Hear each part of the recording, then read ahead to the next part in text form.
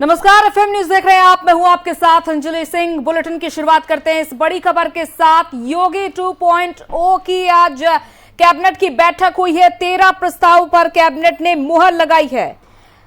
तो योगी 2.0 कैबिनेट की ये बैठक हुई दोबारा से और 13 प्रस्ताव पर कैबिनेट ने मुहर लगाई है। अजय मिश्रा एडवोकेट जनरल बनाए गए हैं। तो आज लखनऊ में योगी आदित्यनाथ सरकार की कैबिनेट की बैठक हुई, जिसमें कुल 13 प्रस्ताव पर कैबिनेट ने मुहर लगाई है। और बैठक में वरिष्ठ वकील अजय मिश्रा को उत्तर प्रदेश का नया महाअधिवक्ता नियुक्त करने के फैसले पर मुहर लग चुकी है।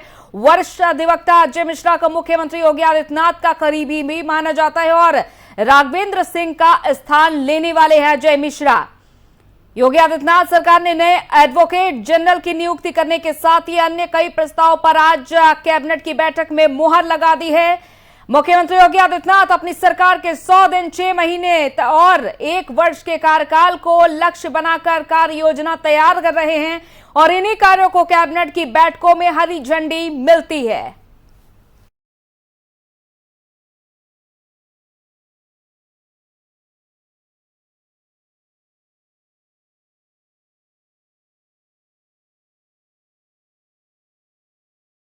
ने मुहर लगाई है।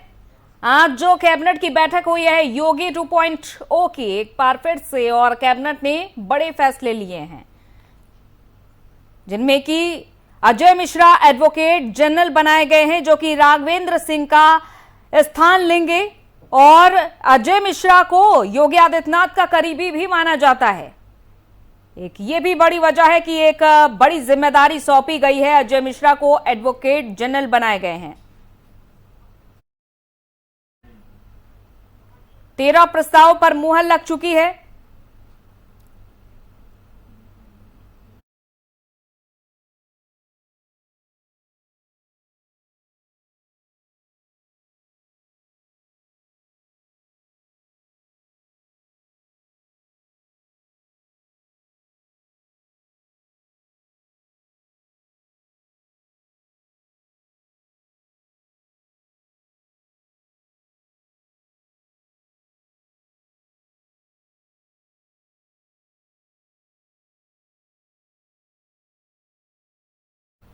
तो जैसा कि योगी 2.0 कैबिनेट की बैठक हुई और 13 प्रस्ताव पर आज बैठक में मुहर लगी है। अजय मिश्रा एडवोकेट जनरल बनाए गए हैं।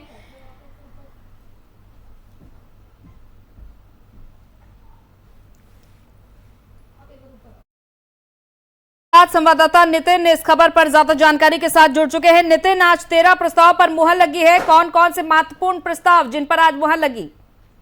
बिल्कुल अंजलि जी, आपको बताना चाहूंगी कैबिनेट में 13 प्रस्ताव स्वीकार किए गए हैं। अंतर्राष्ट्रीय प्रतियोगिता खिलाड़ियों को 9 विभागों में 24 पदों पर नियुक्ति दी जाएगी। इन विभागों को इस क्रम के लिए लोक सेवा आयोग की पद्धति से बाहर किया गया है। 1/9/2020 के बाद पदक जीतने वाले खिलाड़ियों को राजपत्रित अधिकारी बनाया जाएगा। भारतीय विमानन प्राधिकरण और उत्तर प्रदेश सरकार के बीच समझौता हुआ है, इसी जिसे कैबिनेट ने मंजूरी दे दी है। इसके तहत प्रदेश में 5 छोटे हवाई अड्डों का रख रखाव अगले 30 वर्ष तक भारतीय विमान प्राधिकरण करेगा। इसकी अवधि में प्रदेश सरकार प्रतिवर्ष 35 करोड़ रुपया देगी। यह हवाई अड्डे अलीगढ़, आजमगढ़, श्रावस्ती, चित्रकूट और सोनभद्र के हैं। भातखंडे संगीत सम विश्वविद्यालय को भातखंडे संस्कृति विश्वविद्यालय बनाने का निर्णय पहले से ही हो चुका था, जिस पर आज मुहर लगी है। इसके विधेयक के प्रारूप को स्वीकार की गई है। Additional advocate general Ajay Kumar Mishra को एडवोकेट जनरल नियुक्ति किए जाने पर कैबिनेट ने निर्णय लिया। विधानमंडल का सत्र 23 मई बुलाने का निर्णय लिया गया। आपको बताना चाहूंगा, इसके अलावा और भी कई ऐसे महत्वपूर्ण निर्णय लिए गए हैं जो काफी सराहनीय और लोगों के लिए हित में काम करने के लिए लिए गए हैं। आपको बताना चाहूंगा, लगातार कैबिनेट में सरकार कैबिनेट ने सीनियर एडवोकेट नियोग के अलावा जो भी निर्णय लिए वह कहीं ना कहीं लोगों के हित के लिए ही बात कही है।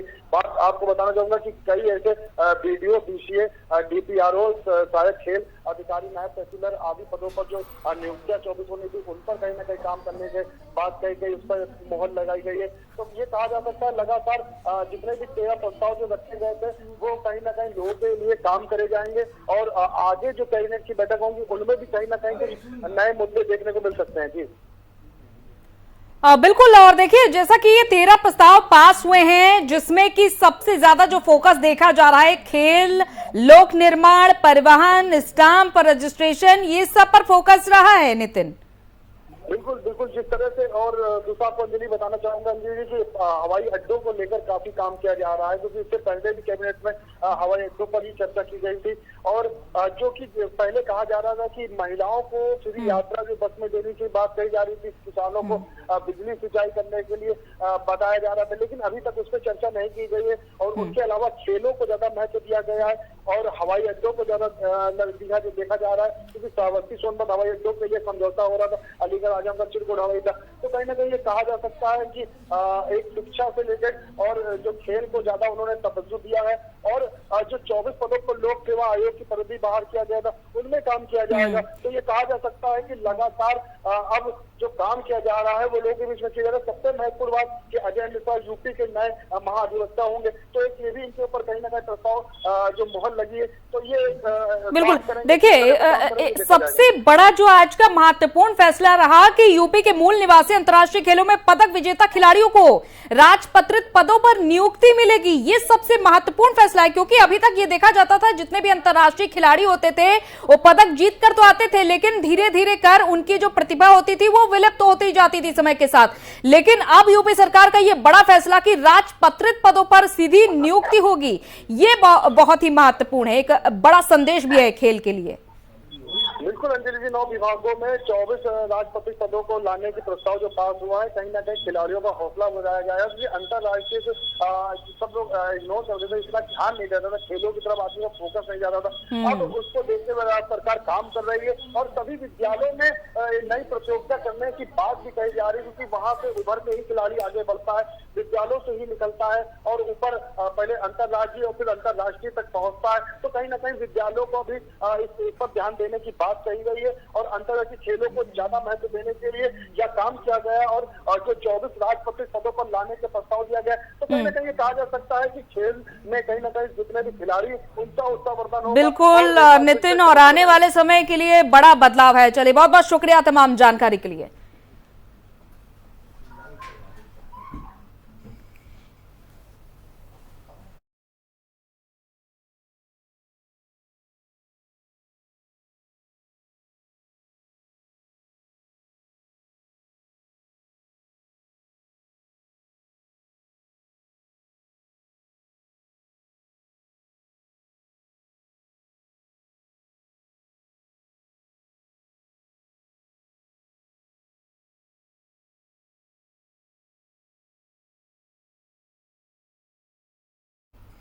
और पंजाब के मोहाली में सोमवार को देर शाम पुलिस के इंटेलिजेंस में अचानक से ब्लास्ट हुआ है।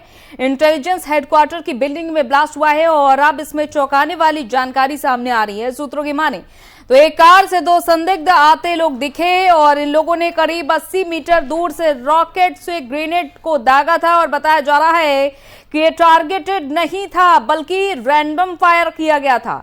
वहीं एनआईए की तरफ से बताया गया है कि एक टीम को पंजाब इंटेलिजेंस ऑफिस भेजा जाएगा, जहां जांच के बाद रिपोर्ट तैयार की जाएगी। पंजाब में पिछले कुछ महीनों में ड्रोन ड्रॉपिंग के मामले बढ़ गए हैं और इधर मुख्यमंत्री भगवंत मान ने भी मोहाली ब्लास्ट मामले में रिपोर्ट तलब की है।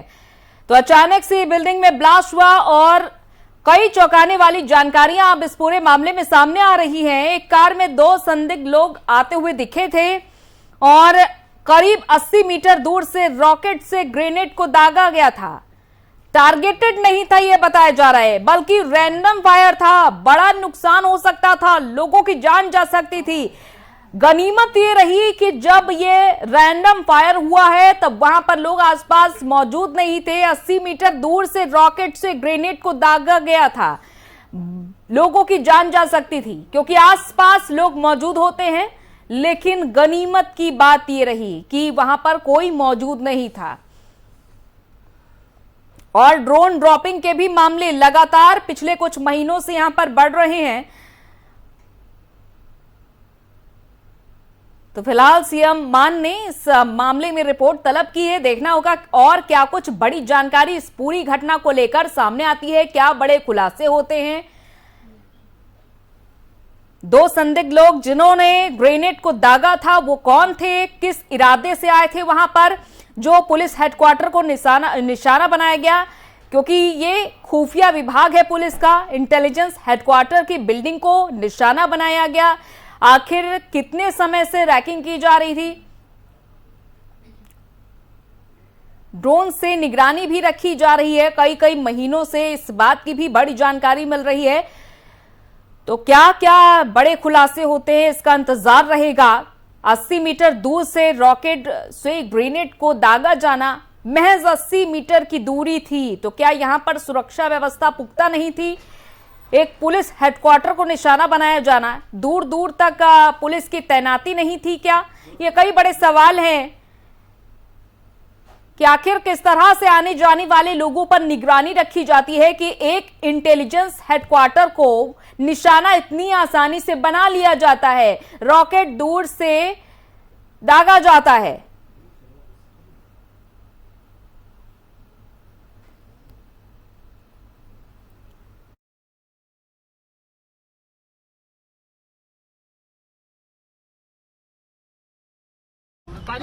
पंजाब ਦਾ ਮਾਹੌਲ ਖਰਾਬ ਕਰਨ ਦੀਆਂ ਕੋਸ਼ਿਸ਼ਾਂ ਜਿਹੜੀਆਂ ਦੇਸ਼ ਦੇ ਦੁਸ਼ਮਣਾਂ ਵੱਲੋਂ ਹੁੰਦੀਆਂ ਰਹਿੰਦੀਆਂ ਨੇ ਔਰ ਪੰਜਾਬ ਦਾ ਜਿਹੜਾ ਭਾਈਚਾਰਾ ਉਹ ਇੰਨਾ ਮਜ਼ਬੂਤ ਹੈ ਕਿ ਉਹਨਾਂ ਦੀਆਂ ਕੋਸ਼ਿਸ਼ਾਂ ਦੇ ਬਾਵਜੂਦ ਉਹਨੂੰ ਆਪਣੇ ਇਰਾਦਿਆਂ 'ਚ ਸਫਲ ਨਹੀਂ ਹੁੰਦੇ। ਕੱਲ ਰਾਤ ਜੋ ਮੋਹਾਲੀ ਦੇ ਵਿੱਚ ਘਟਨਾ ਹੋਈ ਹੈ, ਮੈਂ ਡੀਜੀਪੀ ਸਾਹਿਬ ਨਾਲ ਸਾਰੇ ਇੰਟੈਲੀਜੈਂਸ ਦੇ ਅਫਸਰਾਂ ਨਾਲ ਮੀਟਿੰਗ ਲਈ ਹੈ ਔਰ ਸਾਰਾ डिटेल ਜਿਹੜੀ ਹੈ वो निकल रही है और गिरफ्तारियां कुछ हो भी गई, कुछ हो जाएंगी ते जड़ां तक पहुंच जाएंगे। ते मैं यही बार बार कहना चाहता तुहाडे जरिए कि जिन्हें भी पंजाब का माहौल खराब करने की कोशिश की थी वो बख्शिया नहीं जाऊगा, सख्त तो सख्त सजा मिलूगी। उन्होंने कई पीढ़ियां याद रखणगियां कि असीं पंजाब जिहड़ा हसदा वसदा पंजाब है उन्होंने तोड़न की कोशिश की सी ते सख्त तो सख्त सजा मिलूगी। तो अज शाम तक काफी कुछ क्लीयर हो जाऊगा। तो इंटैलीजेंसी के अफसर और पुलिस के अफसर जिहड़े ने वो इस गल ते लगे हुए ने ते बड़ी जल्दी जिहड़ा है दोषी जिहड़े ने सलाखां दे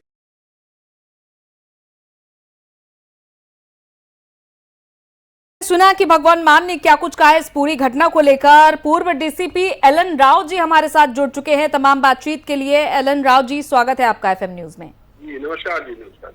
राव जी, देखिए पंजाब की मोहाली में जिस तरह से धमाका हुआ है इसको लेकर अब देखिए हलचल तो मच चुकी है कि एक इंटेलिजेंस हेडक्वार्टर, पुलिस का एक इंटेलिजेंस हेडक्वार्टर जिसको बड़ी आसानी से निशाना बनाया जा सका है, इस पर सवाल, क्या राय है आपकी, क्या प्रतिक्रिया है आपकी कि महज 80 मीटर दूरी इतना आसान होता है क्या? देखिए, मैं एक बड़ा क्लियर कर दूं कि इंटेलिजेंस डिपार्टमेंट तो वैसे ही अपने आप में बड़ा वो होते हैं कि बड़े एक्सपर्ट होते हैं कि हम हर चीज की खुफिया जानकारी पहले एडवांस में रखते हैं। तो इंटेलिजेंस ऑफिस के नजदीक 800 मीटर दूरी बता रहे हो, 80 मीटर जितने भी दूरी है नजदीक है, उसके यहाँ ब्लास्ट होना ये बहुत बड़ी बात है। और ये खतरे की घंटी समझता हूँ मैं, खतरे की घंटी इन द सेंस पंजाब में टेररिज्म का रिवाइवल होना तय है, ये मैं आपको बता के चल रहा हूँ। क्योंकि जब से ये नई सरकार बनी है वहां पर ऐसी बातें कई आ चुकी हैं और कई बार ये उग्रवादियों ने कोशिश की है कि अब हम जल्दी से जल्दी पंजाब में वही हाल कर दें जो 80 के दशक में हुआ था। ऐसी अगर सिचुएशन आ गई तो इसको दोबारा कंट्रोल करना बहुत मुश्किल है। आपको मालूम होगा, मेरे को अच्छी तरह मालूम है, 80 से 90 में मैं बड़ा एक्टिव इसमें एंटी टेररिज्म में था और वहाँ का जो उग्रवादी का पूरा जो हमने खुद अपने आंखों से देखा और किस प्रकार से कई ऑपरेशन से हम शामिल रहे वहाँ पर पंजाब में, तो वो स्थिति अगर दोबारा आ गई तो बहुत ही भयावह सिचुएशन हो जाएगी। तो मैं चाहता हूं कि भारत सरकार और पंजाब की राज्य सरकार इस बात को बड़ा संज्ञान में ले और सीरियसली इस बात को ले। मैं कल देख रहा था न्यूज में कि पंजाब पुलिस ने तो कहा ये उग्रवादी घटना है ही नहीं। बड़ी अजीब सी बात है, बम फटा है तो क्या अपने आप तो फटा नहीं बम, आके किसी ने किसी कुछ किया है, कहीं ड्रोन से कुछ मिल रहे हैं। बिल्कुल राव साहब, एक और बड़ी जानकारी मिली है कि जिस रॉकेट का इस्तेमाल किया गया है आरपीजी, वो रूस में बना हुआ है। हाँ जी, ये भी बड़ी जानकारी मिल रही है, तो क्या समझा जाए? अहम जानकारी है कि इस प्रकार का जो रॉकेट बना हुआ है ये कोई आम जगह से आम आदमी नहीं बना सकता। तो डेफिनेटली कहीं न कहीं ऐसी जगह से आया है जहाँ पर उग्रवादियों की पहुंच है उस जगह से, और वो ऐसा उन्होंने किया। क्या मकसद है, देखने वाली बात है। यहाँ की पंजाब पुलिस की इन्वेस्टिगेशन में मैं समझता हूँ एनआईए ने भी इसको टेक ओवर किया होगा। एनआईए भी देखेगी, इसमें नेशनल इन्वेस्टिगेशन एजेंसी है जो पूरे भारत सरकार के उग्रवादी जो घटनाएं हैं उनको देखने की जांच करने का जिम्मेवार जिनको है वो भी देखेंगे। तो मैं समझता हूँ कि सीरियसली इसको लेंगे और ताकि और ऐसे इसको जल्दी से जल्दी सोल्व करेंगे। किसने ऐसी शरारत की है, शरारत नहीं, मैं समझता हूँ ये जानबूझकर एक ये ऐसी हरकत है जो कि उग्रवादियों की हिम्मत बढ़ने वाली चीज है। तो इसको अभी अगर निप इन दी बड जिसे कहते हैं, जड़ से शुरू में नहीं इसको हटाया गया, इसको शुरू में नहीं पकड़ा गया इन लोगों को और इनके सर नहीं कुचले गए तो इनके हौसले बुलंद हो जाएंगे और पंजाब में टेररिज्म रिवाइवल की तरफ जा सकता है। चलिए, बहुत बहुत शुक्रिया हमारे साथ जुड़ने के लिए, तमाम बातचीत करने के लिए।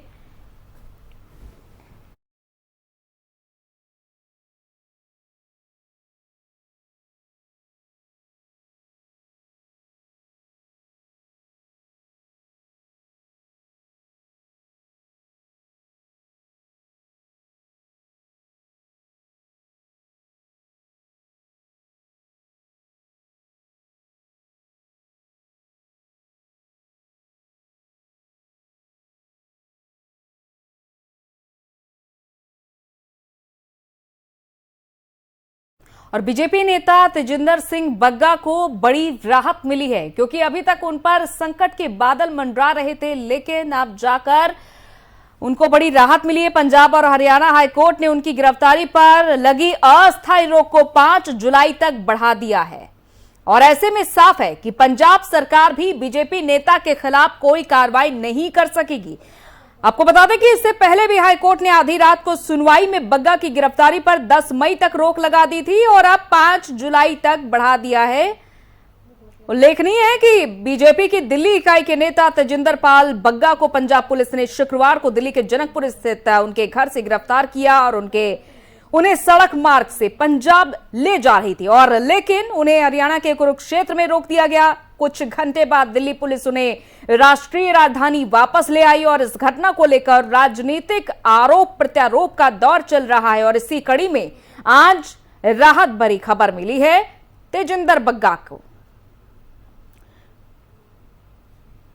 तो हाईकोर्ट ने फिलहाल उनकी गिरफ्तारी पर लगी अस्थायी रोक को 5 जुलाई तक और बढ़ा दिया है। पहले ये रोक लगी थी 10 मई तक और अब ये रोक 5 जुलाई तक बढ़ चुकी है।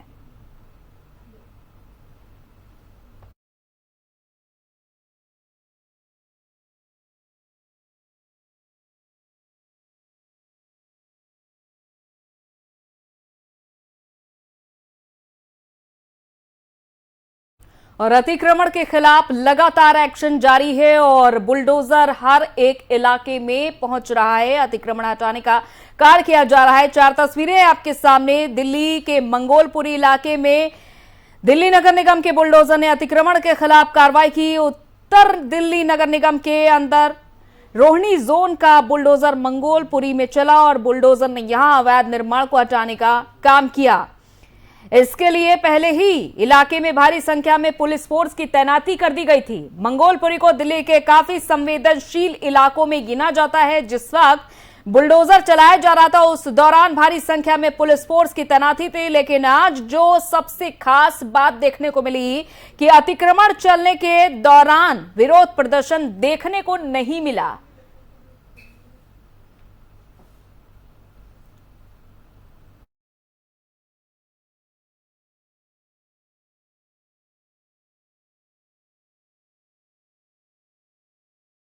और कुतुब मीनार को लेकर विवाद लगातार बढ़ता ही चला जा रहा है, क्योंकि यहां आज हनुमान चालीसा का पाठ किया गया। मंगलवार का आज दिन था, जाहिर तौर पर लोग आज हनुमान चालीसा का पाठ करते ही हैं, तो विवाद तूल पकड़ता जा रहा है। हिंदू संगठनों से जुड़े लोग आज हनुमान चालीसा का पाठ करते हुए कुतुब मीनार में पहुंचे थे, जिन्हें पुलिस ने हिरासत में लिया। लोगों ने कुतुब मीनार के बाहर हनुमान चालीसा का पाठ भी किया है। यूनाइटेड हिंदू फ्रंट का दावा है कि कुतुब मीनार विष्णु स्तंभ है। हनुमान चालीसा पढ़ते हुए भगवा झंडा लिए कुछ लोग कुतुब मीनार की तरफ जा रहे थे और हालांकि बड़ी संख्या में मौजूद पुलिस ने उन्हें आगे नहीं बढ़ने दिया। कुतुब मीनार जाने के रास्ते में बैरिकेड भी लगाए गए थे। कुतुब मीनार पर हनुमान चालीसा पढ़ने देने को लेकर यूनाइटेड हिंदू फ्रंट के अंतर्राष्ट्रीय कार्यकारी अध्यक्ष जय भगवान गोयल को मंगलवार सुबह हाउस अरेस्ट भी कर लिया गया। तो ये 3 तस्वीरें आपके सामने।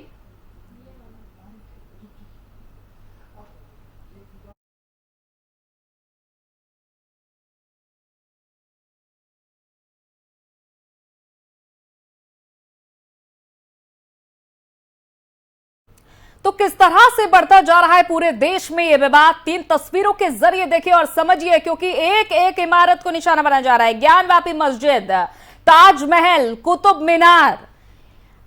तो समझिए, एक तरफ वीडियोग्राफी पर रोक लग रही है, बार बार विरोध हो रहा है, दूसरी तरफ ताजमहल के 22 बंद कमरे, जिसको लेकर भी याचिका दायर की गई है कि यहां पर हिंदू देवी देवताओं की कुछ निशानी है। पहले यहां पर शिव मंदिर हुआ करता था, तेजो महल है और ताजमहल, ये विवाद लंबे समय से जो चला आ रहा है। और अब सामने एक और विवाद है, कुतुब मीनार या फिर विष्णु स्तंभ, जो कि ये भी विवाद लंबे सालों से चला आ रहा है। और अब कई हिंदू संगठन फ्रंट में आ चुके हैं, जो कि विरोध जता रहे हैं कि देश में कई जो ऐतिहासिक इमारतें हैं सालों साल से, जहां लोग हमेशा से एक पर्यटन स्थल मानते हैं, वहां पर अब ये विवाद उठता चला आ रहा है कि पहले यहां पर हिंदू देवी देवताओं की पूजा हुआ करती थी, चाहे वो ज्ञानवापी मस्जिद की बात कर लें, ठीक काशी विश्वनाथ मंदिर के बगल में बनी हुई है ये ज्ञानवापी मस्जिद, और दूसरी तरफ ताजमहल, जो कि शाहजहां ने अपनी बेगम मुमताज की याद में ये महल बनवाया था, जिसका नाम रखा गया था ताजमहल। अब इसको लेकर भी विवाद लंबे समय से चल रहा है कि तेजो महल यहां पर हुआ करता था, मंदिर हुआ करता था और शिव जी की पूजा अर्चना हुआ करती थी। और कुतुब मीनार, इसको लेकर भी अब विवाद छिड़ा है कि कुतुबुद्दीन ऐबक, जिन्होंने ये कुतुब मीनार बनवाई थी, ये पहले कभी विष्णु स्तंभ हुआ करता था, जिसको कि करीब 27 मंदिर तोड़वाकर ये मीनार खड़ी की गई है। तो इस तरह के विवाद यहां पर फिलहाल अब पूरे देश में हो रहे हैं, कई हिंदू संगठन यहां पर सामने आ रहे हैं, मामला हाईकोर्ट में भी पहुंचा हुआ है, ताजमहल का भी, ज्ञानवापी मस्जिद का भी। अब बारी है कुतुब मीनार की, तो देखना होगा किसको लेकर क्या कुछ फिलहाल होता है।